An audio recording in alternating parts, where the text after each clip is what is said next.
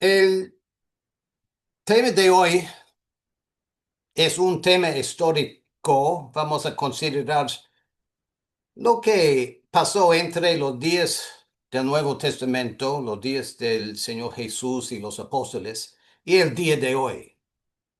Ahora, atrás en la pantalla tenemos dos vistas, uno de Jerusalén y en el primer siglo, en los días de Jesús.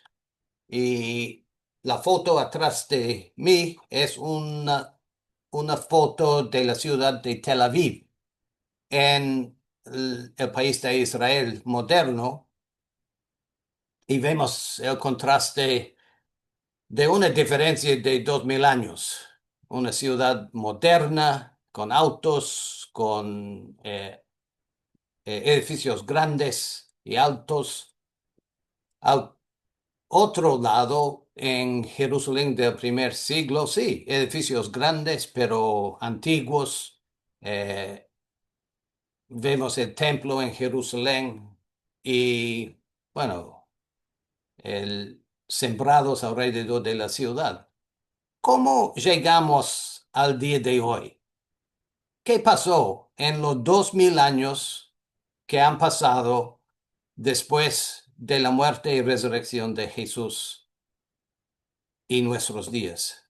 ¿Y dónde estamos en el plan y propósito de Dios? ¿Qué debemos esperar? ¿Qué es nuestra relación con la iglesia del primer siglo? ¿Cómo llegamos al punto de la historia en que nos encontramos? ¿Por qué hay tantas iglesias? ¿Por qué hay una iglesia eh, que domina el mundo cristiano en la iglesia romana?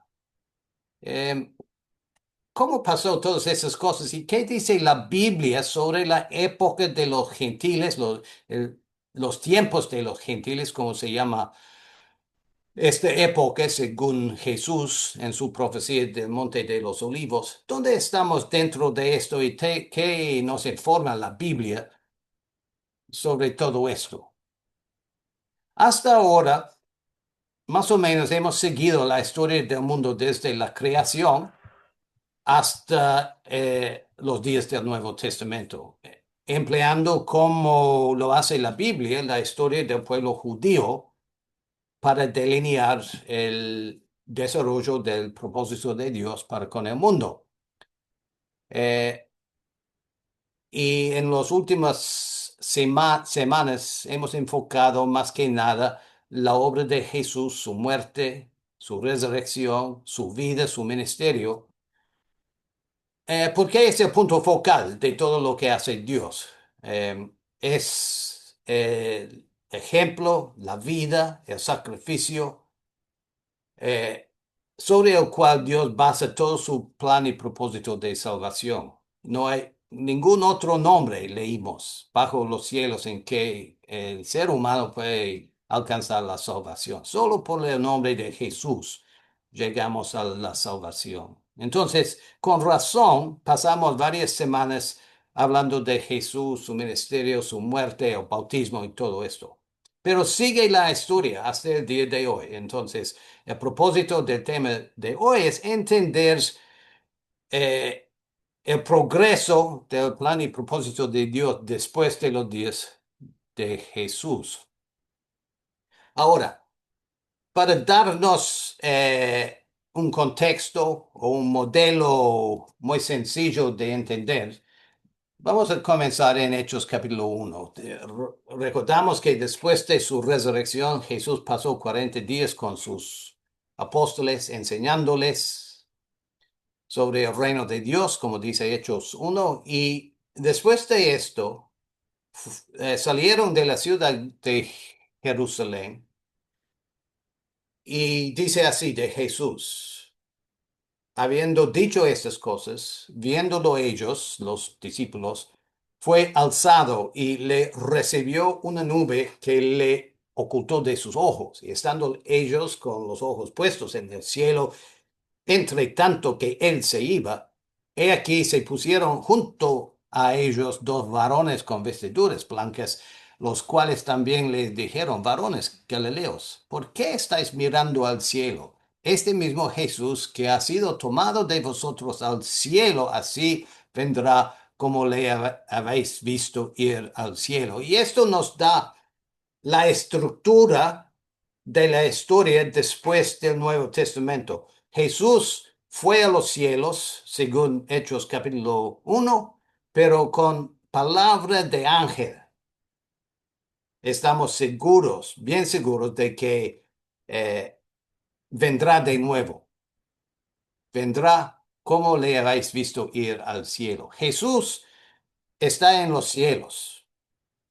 Y como dice Marcos en 16, 19, ahí abajo, el Señor, después que les habló, fue recibido arriba en el cielo y se sentó a la diestra de Dios. Se sentó a la diestra de Dios. Y esta referencia al sentarse a la diestra de Dios es muy importante porque es una referencia al Salmo 110, que se cita varias veces en el Nuevo Testamento para describir esta época de la historia cuando Jesús está al lado, a la derecha, a la diestra de Dios. El Salmo, a propósito, 110 es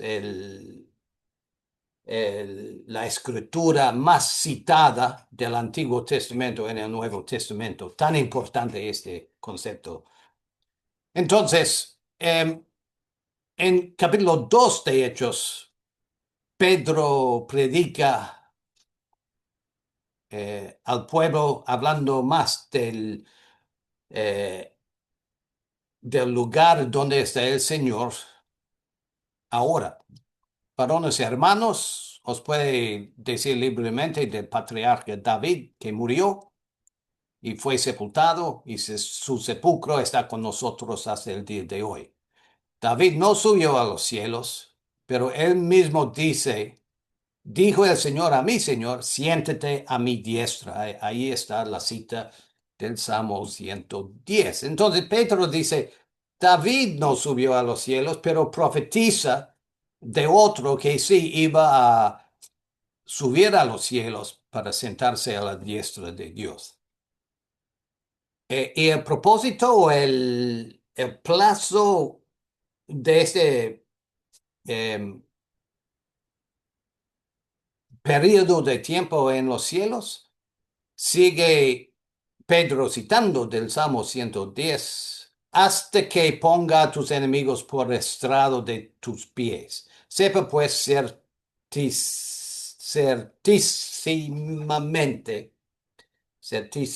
certísimamente, bueno, toda la casa de Israel, que es a este Jesús a quien vosotros crucificasteis, Dios le ha hecho Señor y Cristo. Entonces, aprendemos de los primeros capítulos de Hechos que Jesús fue a los cielos, está ahí a la diestra de Dios según la profecía del Salmo 110 y está ahí hasta el día en que sus enemigos son vencidos o sean vencidos totalmente. Y bueno, esperamos la victoria final en el reino de Dios. Entonces Jesús está a la diestra de Dios en los cielos hasta el día del establecimiento del reino, hasta que comience el proceso de eliminar la enemistad del mundo en que vivimos. Pedro confirma en su carta 1 Pedro 3 el puesto de Jesús actualmente. Habiendo subido al cielo, está a la diestra de Dios y a él están sujetos ángeles, autoridades y potestades. Entonces, a Jesús Dios le ha dado la autoridad divina sobre el mundo en que vivimos, sobre ángeles, autoridades y potestades. Ahora, sabemos en el Antiguo Testamento que Dios reina en los imperios del hombre. Dios manda, Dios tiene la autoridad sobre los gobiernos humanos y ha entregado esta autoridad a su Hijo Jesús.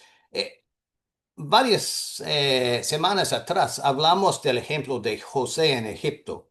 José eh, fue elevado en el reino de Egipto hasta el puesto segundo debajo del faraón.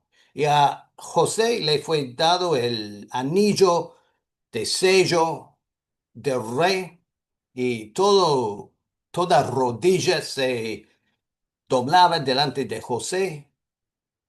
Él llevaba toda la autoridad del rey, pero obviamente el faraón fue el poder en el reino y sirve de un modelo para nosotros entender la relación entre Dios y su Hijo. Ha dado a Jesús toda autoridad sobre su creación, eh, así como Faraón dio a José esta autoridad sobre el mundo, sobre Egipto. Entonces Jesús está a la diestra de Dios y sigue em, la predicación en Hechos capítulo 3 con estas palabras que agreguen más detalles sobre el plazo de la estancia de Jesús en los cielos. Así que arrepentíos y convertíos para que sean borrados vuestros pecados, para que vengan de la presencia del Señor tiempos de refrigerio. Y Él envía a Jesucristo que os fue antes anunciado, a quien de cierto es necesario que el cielo reciba.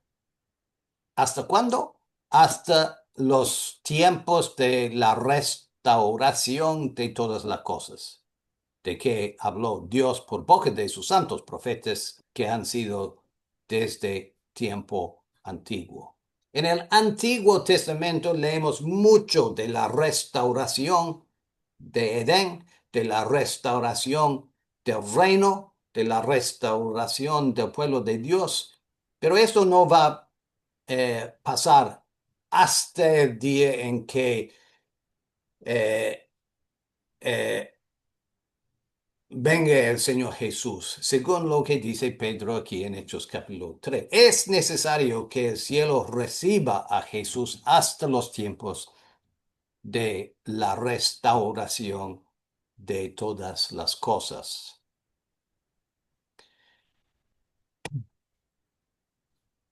¿Qué está haciendo Jesús en los cielos? 2000 años es mucho tiempo. Bueno, ya vimos los versículos que nos dice que a Jesús ha sido dado la autoridad divino que vemos en el Antiguo Testamento, por ejemplo, la manera en que Dios por medio de sus ángeles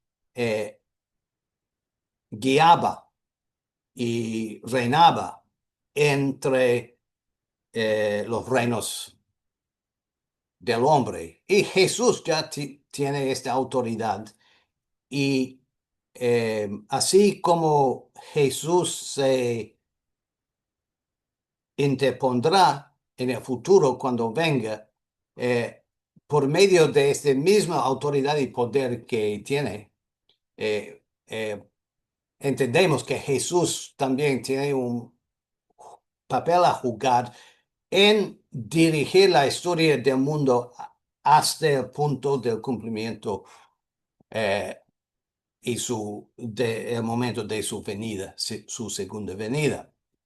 Pero hay más. En el Nuevo Testamento, sobre todo en el libro de Hechos, leemos mucho del papel de Jesús como sacerdote en el lugar santísimo que es en los cielos.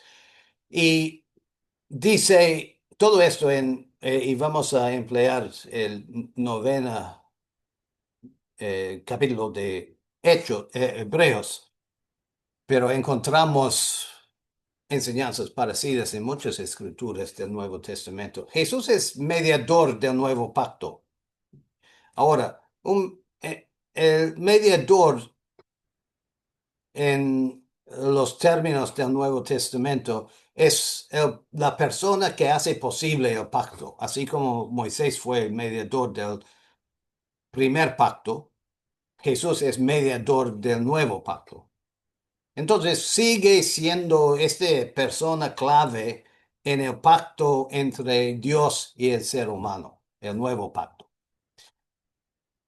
Sigue Hebreos 9. No, no entró Cristo en el santuario hecho de mano, o sea, en el lugar santísimo del templo, por ejemplo, que es una figura del verdadero, sino entró en el cielo mismo para presentarse ahora por nosotros ante Dios.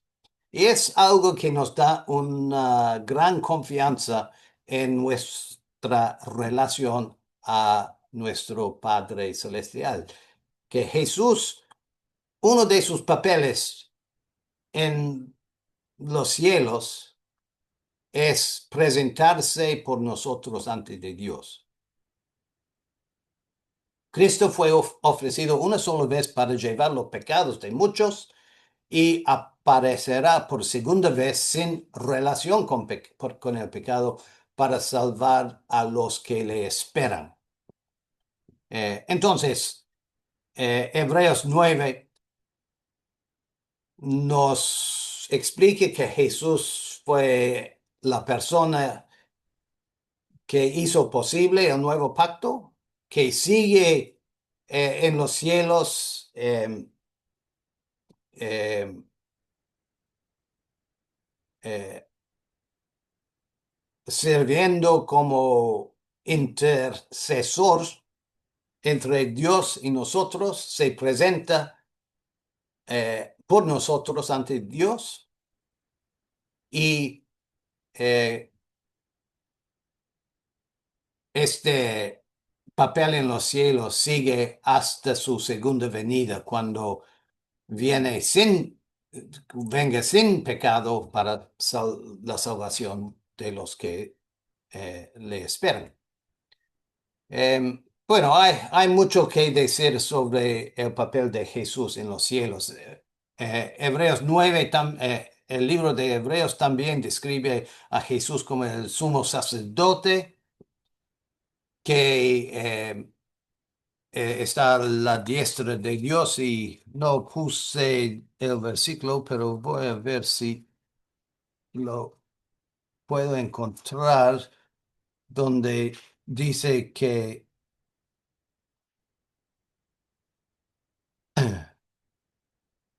en Hebreos 4:15, no tenemos un sumo sacerdote que no pueda compadecerse de nuestras debilidades, sino uno que fue tentado en todo según nuestra semejanza, pero sin pecado. Acerquémonos pues confiadamente al trono de la gracia para alcanzar misericordia y hallar gracia para el oportuno socorro. Entonces, el papel del sacerdote en los cielos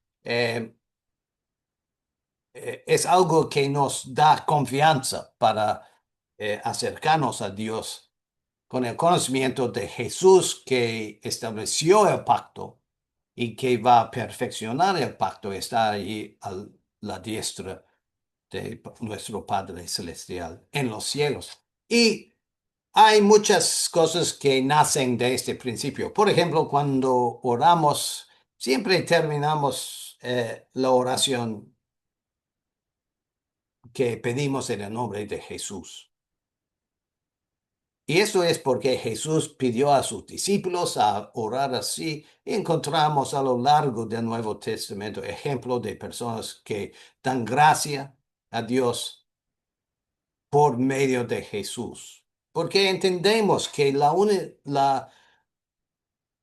única manera en que podemos estar de pie, justificados delante de Dios, es por medio de lo que logró Jesús. Entonces, Jesús está en los cielos espera el día de su venida para establecer el reino de Dios. Entre tanto está allí el mediador y intercesor del nuevo pacto. Pero, ¿qué pasó con los discípulos, los apóstoles, los creyentes después del Nuevo Testamento? Bueno, tenemos el famoso Marcos 16 que da un mandamiento muy básico a los discípulos de Jesús: ir por todo el mundo y predicar el Evangelio a toda criatura. El que creyere y fuere bautizado será salvo, mas el que no creyere será condenado. Id por todo el mundo y predicar el Evangelio. Y esto es más o menos lo que pasa en el Nuevo Testamento. El libro de Hechos es una historia de la predicación del Evangelio en el mundo romano en el primer siglo. Entonces comienza en los primeros capítulos del libro de Hechos. Y antes de mandarles a predicar, Jesús les dice en Hechos 1, versículo 8: cuando haya venido sobre vosotros el Espíritu Santo, me seráis testigos, primeramente en Jerusalén, después fuera de Jerusalén en Judea, después más allá en Samaria, hasta lo último de la tierra. Y esto es el proceso que vemos en el libro de Hechos, bajo el apoyo del Espíritu Santo. Y sabemos que en el próximo capítulo de Hechos, capítulo 2, vino el Espíritu Santo para apoyar a los apóstoles en su predicación, en los idiomas que hablaban, en los milagros y señales que hicieron. Es importante, es un estudio aparte, no para hoy, pero es importante entender que nació la iglesia con un grupo pequeño en la ciudad de Jerusalén, y después de 40 años el evangelio llenó todo el mundo conocido. 40 años. A pesar de las oposiciones de los judíos y de los romanos, siguió creciendo, y por eso, em, por el ambiente de aquel entonces y los enemigos que tenía el evangelio, y por eh, la pequeñez, digamos, del grupo que recibieron el evangelio en el principio, Dios, por medio de su Hijo Jesús, dio el Espíritu Santo para aumentar la predicación, para dar autoridad al mensaje de los apóstoles, para establecer el mensaje en un mundo hostil al mensaje del Evangelio. Entonces, en el libro de Hechos leemos la manera en que eh, las obras del Espíritu Santo, los milagros, las señales, acompañaron la predicación, las palabras del Evangelio, para dar una autoridad al mensaje. Y este proceso siguió hasta más o menos el fin del Nuevo Testamento, el fin del primer siglo, cuando la iglesia ya fue establecida en el mundo, en el Imperio Romano. Las escrituras se acabaron. El libro de Apocalipsis fue escrito por Juan, y la iglesia, según la terminología que encontramos en libros como Corintios y Efesios, llegó a una madurez, o sea, con eh, un, eh, una Biblia, una enseñanza y doctrina establecida, con grupos establecidos en todo el mundo. Y en ese punto se terminaron los dones del Espíritu Santo. Los dones del Espíritu Santo eh, fueron para el primer siglo para ayudar el establecimiento de este nuevo mensaje judío, en realidad, en un mundo de enemigos. Y esto vemos en el libro de Hechos. Entonces, en Hechos capítulo 1, los apóstoles y los discípulos de Jesús se reunieron en el aposento alto y los reunidos eran como 120 en número. Así nació la iglesia, 120 personas, ¿verdad? Pero iba eh, creciendo muy rápidamente. En capítulo 2 fueron bautizados 3,000 personas. Y en Hechos capítulo 14, eh, los apóstoles iban en todo el mundo, entrando primero en las sinagogas de los judíos y hablaron a grandes multitudes de judíos y de griegos. Y así eh, se esparció, se esparció el evangelio en el mundo romano. Llegó a tal punto que en Hechos capítulo 17, versículo 6, los tesalonicenses dijeron que estos, Pablo, Silas, los apóstoles, trastornan el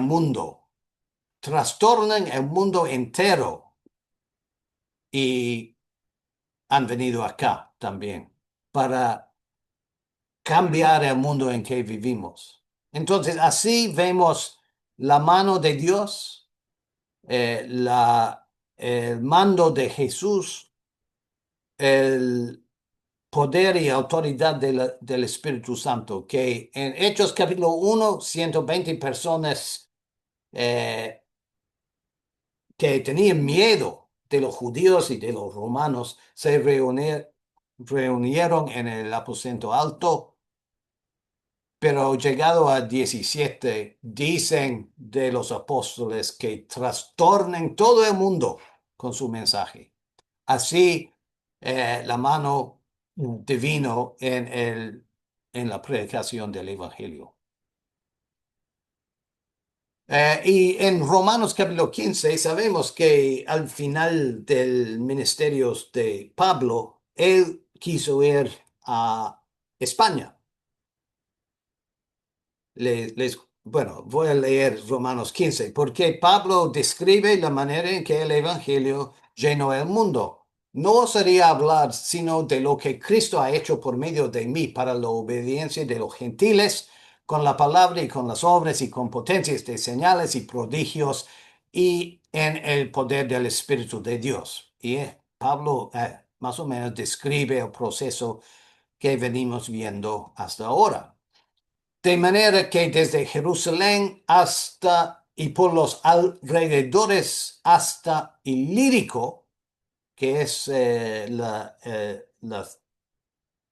país de Croacia Mm. hoy en día, todo lo he llenado del Evangelio de Cristo. Así que cuando haya concluido esto y les haya entregado este fruto, pasaré entre vosotros rumbo a España. Pablo escribió esto en Corinto, iba a volver a Jerusalén con el dinero de la recolecta para dar a los hermanos en Jerusalén y después su plan fue ir a Roma para saludar a los hermanos allá y después ir a España para predicar en el extremo del Imperio Romano, donde eh, eh, Cristo no fue tan conocido como en los lugares que menciona aquí. Sabemos lo que pasó le echaron cárcel en Jerusalén y apeló Pablo a César. Entonces fue a Roma en cadenas. Y hay algunas tradiciones que sí, que dicen que sí, Pablo fue a España y después volvió a Roma, donde fue matado por los romanos. Interesante que una vez, hace años en Costa Rica, un hermano me dijo a mí, bueno, seguro que Pablo hablaba español, ¿verdad?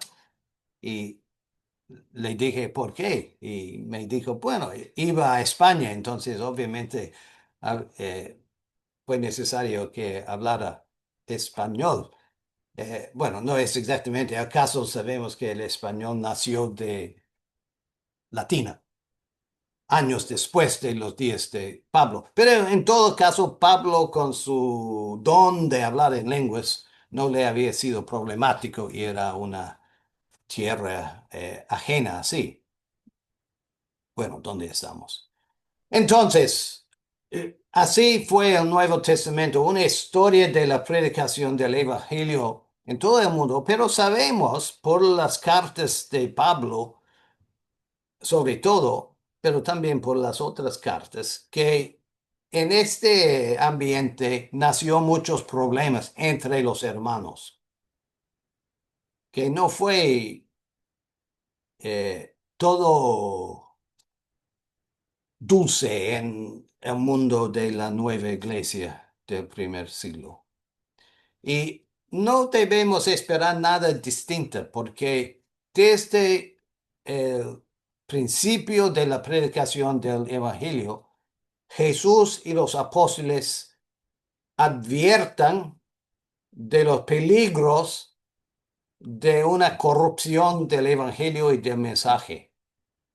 Y en Mateo capítulo 24, Jesús dice, ya os lo he dicho antes. Entonces, antes de ese momento en el ministerio de Jesús, había advertido a sus discípulos de los peligros. ¿Cuáles peligros? Se levantarán falsos cristos, falsos profetas, y harán grandes señales y prodigios de tal manera que engañarán, si fuera posible, aún a los escogidos. Quiero ahora seguir una cadena de versículos que nos enseña que una parte íntegra del mensaje de Jesús y los apóstoles fue una advertencia en contra a la corrupción que iba a sobrecargar la iglesia nueva, iba a secuestrar el evangelio para fines humanos. Jesús dijo, se levantarán falsos cristos, van a engañar. Luego, Pablo, cuando salió de los hermanos en Éfeso por última vez, le dice, después de mi partida, entrarán en medio de vosotros lobos rapaces, no perdonarán al rebaño. De vosotros mismos se levantarán hombres que hablen cosas perversas para arrastrar tras sí a los discípulos. Por tanto, velad, acordándoos que por 3 años, día y noche, no he cesado a amonestar con lágrimas a cada uno. Entonces, es una llamada a acordar algo que Pablo les había dicho antes, así como Jesús dijo, lo he dicho antes. Es una advertencia que iba a entrar lobos rapaces que hablan cosas perversas.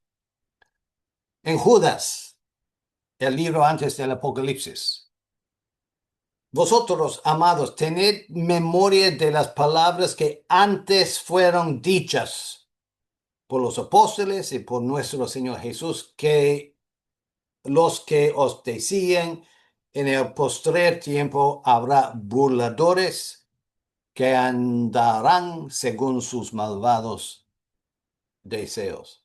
Es un mensaje constante en todo el Nuevo Testamento. Las cosas fueron dichas antes. Lo he dicho antes, dice Jesús. Tener en memoria las palabras que fueron dichas antes, porque es una advertencia real. Corrupción, hombres malvados, burladores, eh, apostasía. Segundo Pedro. Vieran lo que dice Pedro aquí. Tener entendido que la paciencia de nuestro Señor es para salvación, como también nuestro amado hermano Pablo, según la sabiduría que le ha sido dado, os ha escrito casi en todas sus epístolas, hablando en ellas de estas cosas, entre las cuales hay algunas difíciles de entender, las cuales, hablando de los escritos de Pablo, las cuales los indoctos e inconstantes tuercen, como también todas las escrituras, para su propia perdición. Así que vosotros, oh amados, sabiéndolo de antemano, guardaos, no sea que arrastrados por el error de los inicuos, caigas de vuestra firmeza. Pedro, así como Jesús, así como Pablo, así como Judas, advierte en contra a la corrupción del mensaje del Evangelio. Sabiéndolo de antemano, lo he dicho antes, dice Jesús, para que sepa. Juan, ¿qué dice Juan en 1 Juan 4? Amados, no creáis a todo espíritu, sino probad los espíritus si son de Dios, porque muchos falsos profetas han salido por el mundo. Ahora, importante recordar que aquí espíritu es una referencia al mensaje que hablan los profetas. Y es evidente del texto. Probad los espíritus porque vienen de falsos profetas. Son las palabras del mensaje que predican. En esto conocer el Espíritu de Dios, todo espíritu que confiese que Jesús ha venido en carne es de Dios, todo espíritu que no confiesa que Jesús ha venido en carne no es de Dios. Este es el espíritu de anticristo, el cual vosotros habéis huido que viene. Mira, habéis huido ya que viene esta influencia de mal, de doctrina falsa, de espíritu de corrupción, ya viene y ahora ya está en el mundo. Entonces, en el primer siglo ya había comenzado este proceso de corrupción del mensaje del Evangelio. Segunda Tesalonicenses capítulo 2. Jesús no vendrá sin que antes venga la apostasía. Se manifieste el hombre de pecado, el hijo de perdición, el cual se opone, se levanta contra todo lo que se llama Dios o es objeto de culto, tanto que se siente en el templo de Dios como Dios, haciéndose pasar por Dios. ¿No os acordáis que cuando yo estaba todavía con vosotros os decía esto? Pablo siempre predicaba esta advertencia. ¿No os acordáis que ya os decía esto? Bueno, Jesús dijo, lo he dicho antes, para advertirnos, prepararnos. Tesalonicenses habla de una corrupción grande, una apostasía, y una apostasía siempre toma lugar dentro de, del grupo, entonces fue una corrupción de dentro de la iglesia que iba a tomar el poder y la influencia de la iglesia para para lograr metas humanas. Iba a llegar a ser un poder político en el mundo. Y no hay premio para identificar a la iglesia más poderosa, más grande en la historia del mundo, que se ha desviado tanto de la sencillez del evangelio que predicaban Jesús y los apóstoles. Llegados al libro de Apocalipsis, leemos en los primeros capítulos de Apocalipsis advertencias de Jesús en contra a las 7 iglesias de la región romana de Asia. A los efesios: tengo contra ti esto, que has dejado tu primer amor. Tengo unas pocas cosas contra ti, que tienes ahí los que retienen la doctrina de Balaam. Tengo pocas cosas contra ti, que toleras esa mujer Jezabel. Tiene pocas personas en Sardes que no han manchado sus vestiduras. Unas pocas. Solo unas pocas. Y a los de Laodicea: por cuanto eres tibio, no frío ni caliente, te vomitaré de mi boca. Entonces, al final del primer siglo, hubo problemas entre las iglesias en el mundo romano. Problemas internos, falta de amor, falta de entusiasmo para el evangelio, pero también problemas doctrinales, de doctrina de Balaam, doctrina de Jezabel y doctrina de no andar en forma correcta en la vida. Y Jesús y los apóstoles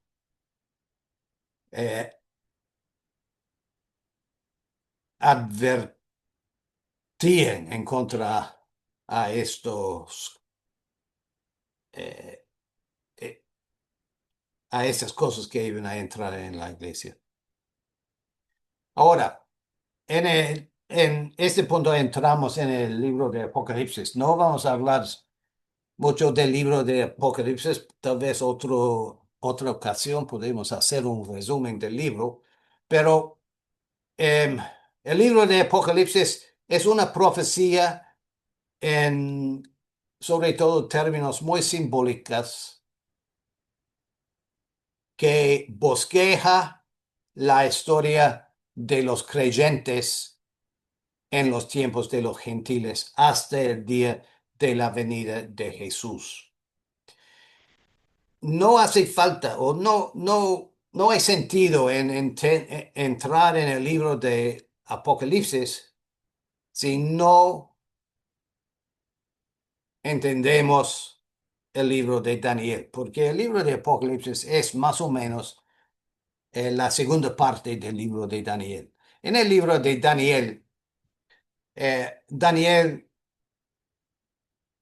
recibe varias visiones, que son visiones de la política del mundo, de imperios, de poderes, y la manera en que el pueblo de Dios sufre o existe debajo de esos imperios. Y en Daniel capítulo 7 tenemos el capítulo famoso de las cuatro bestias que representan reyes. Estas 4 grandes bestias son 4 reyes que se levantan en la tierra.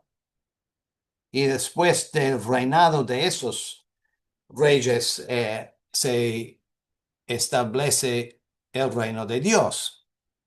Y sabemos que estos reyes representan los 4 grandes imperios del antiguo mundo, y termina en el esta bestia aquí arriba, grande y terrible, con cuernos, eh, con uñas y dientes de hierro, que representa el Imperio Romano. Cuando llegamos al libro de Apocalipsis, leemos de la misma bestia, pero en varias formas. Cambia, se desarrolla a lo largo del libro de Apocalipsis, hasta el capítulo 17, cuando encontramos una visión de la bestia de Roma con sus cabezas, con sus cuernos y cabalgando sobre ella una mujer que lleva el nombre la Babilonia Grande. Y es una, es una profecía simbólica del desarrollo de la historia del Imperio Romano y el lugar que tiene los creyentes, los discípulos de Jesús dentro de este Imperio Romano. Comenzando con el Imperio pagano de Roma, su cambio a un imperio cristiano, el establecimiento de la autoridad religiosa cristiana sobre el imperio, la manera en que la iglesia romana domina las naciones. Y es una historia de una iglesia y un imperio corrupto. No es lo que Jesús buscaba eh, cuando andaba en el lago de Galilea predicando las buenas noticias a los pobres. Entonces, la historia de la iglesia desde el día del Nuevo Testamento hasta el día de hoy ha sido una historia de corrupción, de desvío del verdadero evangelio. Y es algo que Jesús, Judas, Pablo, Pedro eh, predicaban muy a menudo en el Nuevo Testamento, según los versículos que acabamos de leer. ¿Es esto lo que Jesús esperaba de su iglesia? ¿Quería Jesús edificios así o así? En absoluto. El eva- la iglesia ortodoxa va en contra al espíritu del evangelio predicado por los apóstoles y por Jesús. Y diría yo que hay profecías en Tesalonicenses, en Apocalipsis y en otras partes del Nuevo Testamento que nos dice que tal corrupción iba a manifestarse, iba a dominar el mundo cristiano hasta el día en que eh, viniera Jesús. Es irónico que aún en el mundo político hoy en día hay imágenes, simbologías que nos hacen pensar en el libro de Apocalipsis, ¿verdad? Apocalipsis 17:3 dice, vi a una mujer sentada sobre una bestia. Y algunos de los símbolos que representa la Unión Europea, sin saberlo, eh, hacen un eco de lo que leemos en Apocalipsis. Una bestia, Europa aquí cabalgando sobre una bestia y esta moneda arriba tiene hasta las 12 estrellas de que leemos en Apocalipsis 11. Entonces, hay pequeños señales y grandes señales que nos sugieren que vivimos en un mundo cristiano con sellos de corrupción en todos lados.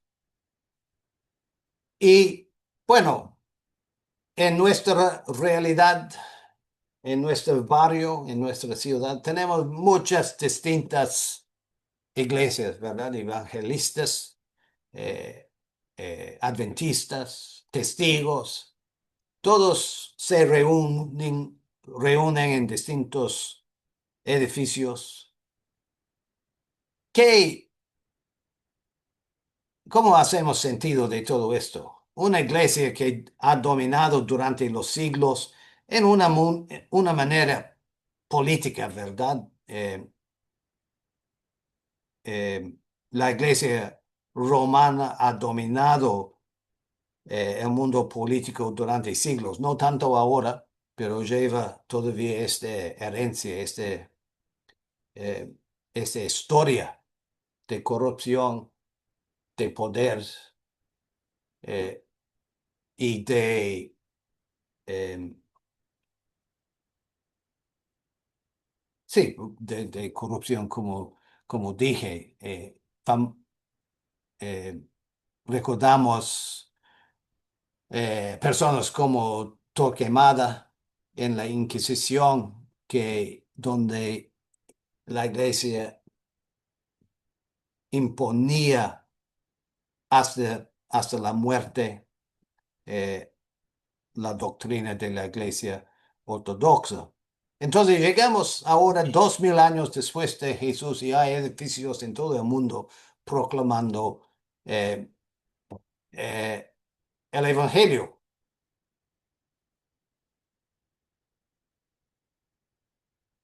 ¿Cuál edificio es correcto? ¿Cuál es la iglesia donde debemos dedicarnos?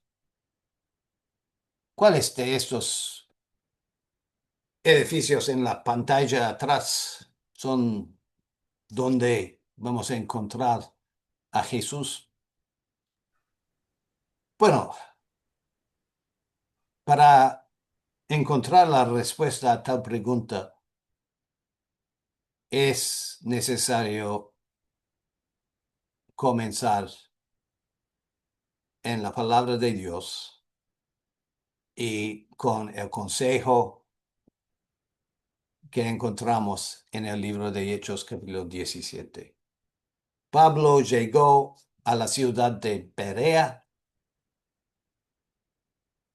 y entró en la sinagoga, predicó el Evangelio, empleando las escrituras del Antiguo Testamento para revelar a Jesús, para explicar el papel de Jesús, para decir que iba a ser Jesús en el futuro, para delinear el camino de la salvación.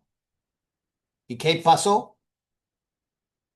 Los de Perea eran más nobles que los que estaban en Tesalónica. Los de Tesalónica eh, persiguieron a Pablo por su mensaje. Los de Berea eran más nobles. ¿Por qué?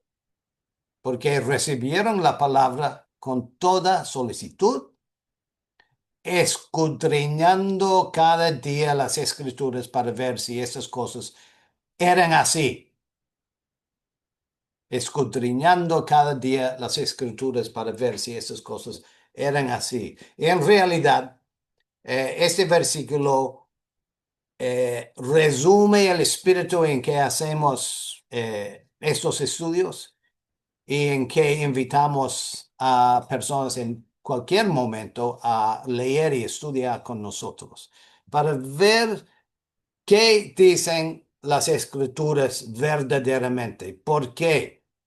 Hay una herencia en las iglesias ortodoxas de corrupción, de engaño y em, de eh, escrituras torcidas. Y Pedro dice que torcer las escrituras resulta en la condenación, en perder la salvación. Por eso es importante dedicarnos a la Biblia para ver qué dice.